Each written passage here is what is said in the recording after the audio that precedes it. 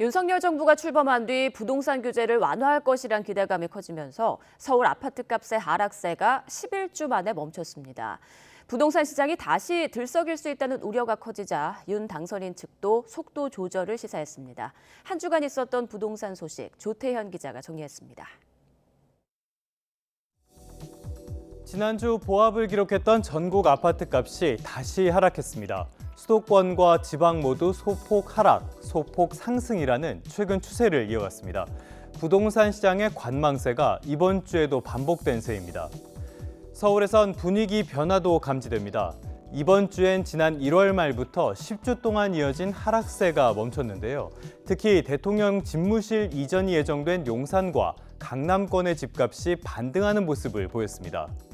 가까스로 안정세에 접어든 부동산 시장이 다시 들썩일 수 있다는 우려가 커지자 인수위원회도 속도 조절을 시사했습니다.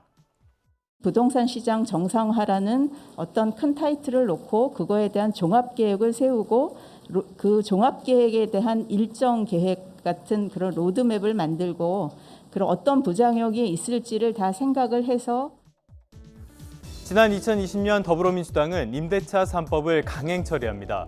임차인의 권리 확대를 위한 제도였지만 부작용도 만만치 않았는데요. 실제로 문재인 정부 출범 뒤 전국 전셋값이 40% 넘게 오른 것으로 나타났습니다. 특히 수도권은 50% 가까이 치솟았습니다.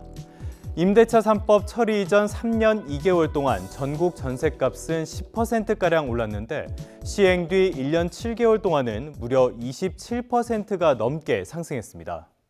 전세가 크게 줄어들고 신규 계약을 중심으로는 전세 가격이 폭등하는 이중가격 구조가 나타나는 상황입니다. 전월세 시장의 수급 불균형이나 가격 불안 요소들이 커졌다고 볼 수 있는데요.